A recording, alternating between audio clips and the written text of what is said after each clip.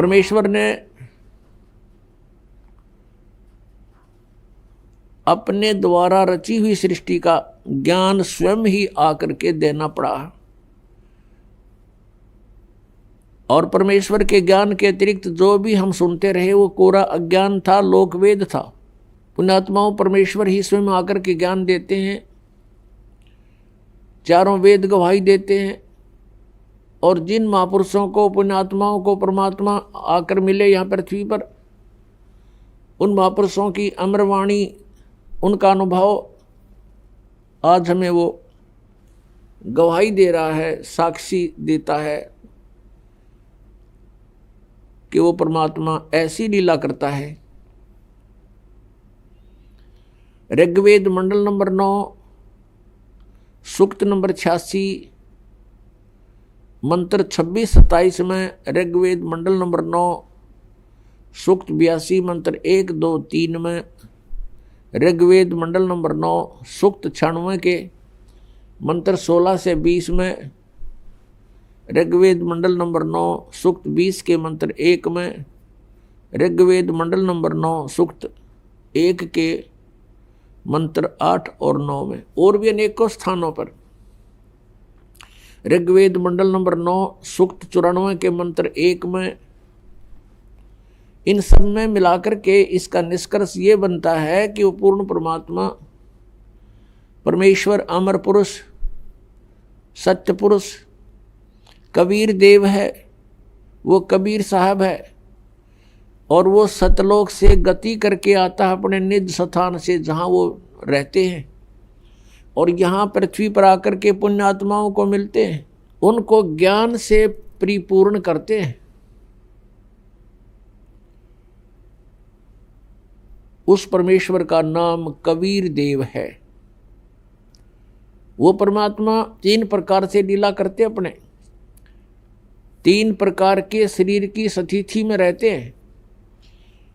एक प्रकार का शरीर सतलोक के अंदर, एक तेजो में शरीर है परमात्मा का, सतपुरुष का, सतलोक के अंदर।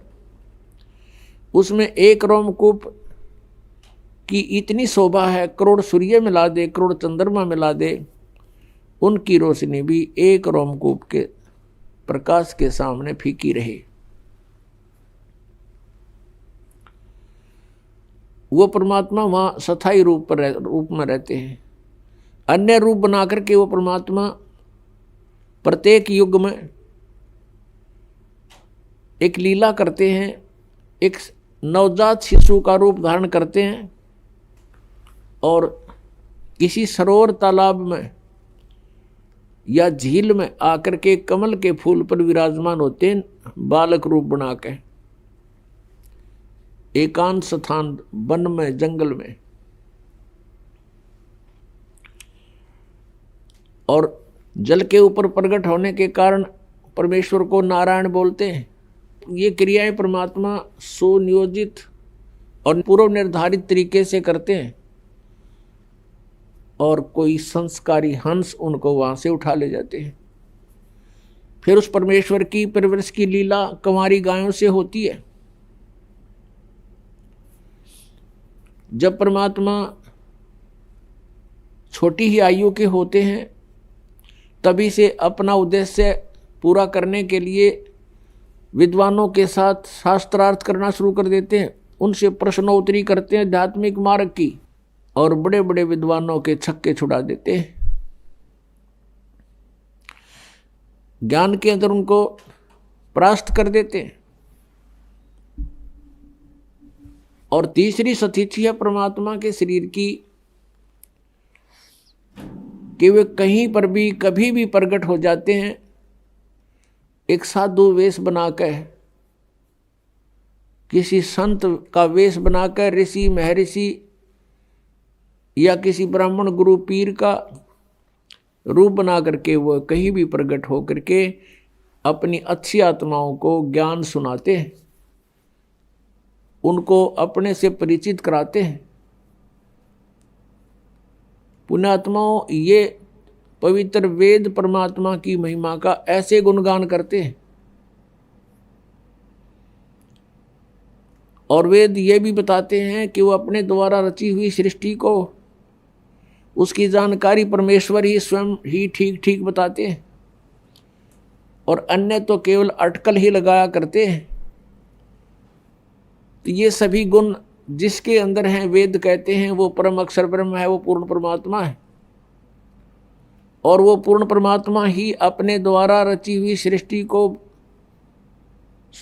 यथार्थ रूप में ज्ञान देते हैं, और वो परमात्मा स्वयं ही आकर के ज्ञान प्रचार करते हैं। वो तत्वदर्शी संत का रोल भी करते हैं, स्वयं ही करते हैं। और वो परमात्मा कवियों की तरह आचरण करते हैं। पुण्यात्माओं, सबसे पहले हमने अपने भगवान को पहचानना है, तभी हम आगे कदम रखें। जैसे पहले हम अपने नोट को खरा और खोटा चेक करा लें तो अच्छा रहे, नहीं तो वहाँ प्लेटफार्म पर जाने के बाद फिर कुछ नहीं बनेगा। तो ऐसे ही हम अपने सदग्रंथों को समझकर भगवान को पहचान सकते हैं। शिक्षा का उद्देश्य प्रभु ने यही रखा था कि कलयुग के अंदर इन सबको शिक्षित बनाएंगे और ये मेरे बच्चे मुझे पहचान पाएंगे। अभी तक तो ये गुरु और ऋषि, महर्षि, पीर ये हमें अपने ही अज्ञान के आधार से आधारित रखते थे। लोक वेद सुनाया करते थे जो वेदों सदग्रंथों के विरुद्ध था, और हमने इनको एक महापुरुष, ऋषि, मंडलेश्वर, गुरु मानकर, परमात्मा से परिचित व्यक्ति मानकर इनकी हर बात का, प्रत्येक बात का विश्वास किया, जिसका खामियाना आज तक हम भोग रहे हैं। हम यही भटक रहे हैं, जन्म और मृत्यु के अंदर हम कष्ट पे कष्ट उठा रहे हैं। उस परमेश्वर ने स्वयं आकर के हमें बताया है कि अक्षर पुरुष एक पेड़ है। पृथ्वी से तुरंत बाहर जो दिखाई देता है वो पेड़ होता है, उसको पेड़ बोलते हैं। पृथ्वी से बाहर का जो पोर्शन है पेड़ का, उसको पेड़ बोलते हैं। नीचे की जड़ होती है, और फिर ऊपर के पेड़ के भी कई हिस्से होते हैं। जैसे ये सारा शरीर मनुष्य कहलाता है, लेकिन हाथ अलग हैं, पैर अलग हैं, मुख अलग है, कान नाक अलग हैं, इनके नाम अलग हैं, ये विभाग हैं। ऐसे ही तना जो है ये अक्षर पुरुष जानो, और उसके मोटी डार ऊपर चल के 2-3 हो जाती हैं, उनमें से एक मोटी डार को सरपुरुष जानो, सरपुरुष, जिसको ज्योत निरंजन भी कहते हैं, काल भी कहते हैं। और उस मोटी डार के 3 शाखाएं हैं, ये रजगुण ब्रह्मा, सतगुण विष्णु, तमगुण शिवजी जानो, और पात रूप संसार। परमेश्वर कबीर देव जी ने स्वयं आकर के एक तत्वदर्शी संत की भूमिका करके हमें यथार्थ ज्ञान दिया। अक्षर पुरुष एक पेड़ है, सरपुरुष वा की डार, और तीनों देवा शाखा हैं, ये पात रूप संसार। तो यहाँ गीता ज्ञानदाता कहता है कि तत्वदर्शी संत की प्राप्ति के उपरांत उस तत्व ज्ञान रूपी शस्त्र से इस अज्ञान रूप अंधकार को काट के, गीता जी अध्याय नंबर 15 के श्लोक नंबर 1 से 4 का निष्कर्ष बता रहा है दास आपको। उसके पश्चात परमेश्वर के उस परम पद की खोज करनी चाहिए, जहां जाने के बाद साधक फिर लौटकर कभी संसार में नहीं आते।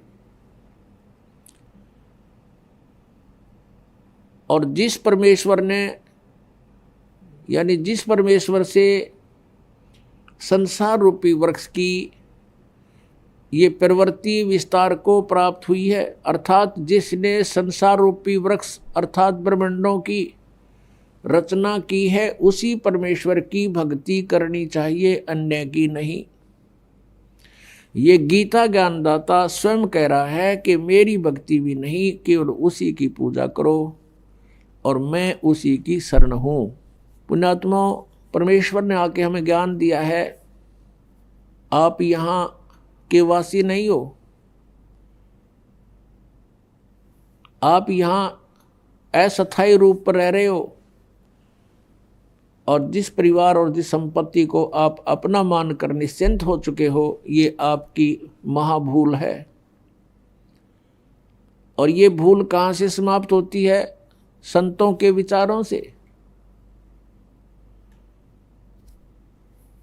और वो विचार मिलते हैं सत्संग से।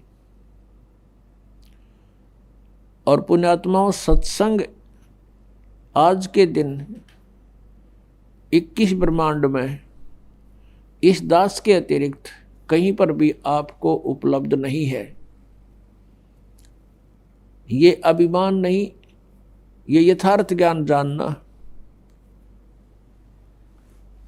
और जो पुण्यात्मा इस ज्ञान से परिचित हो चुके हैं,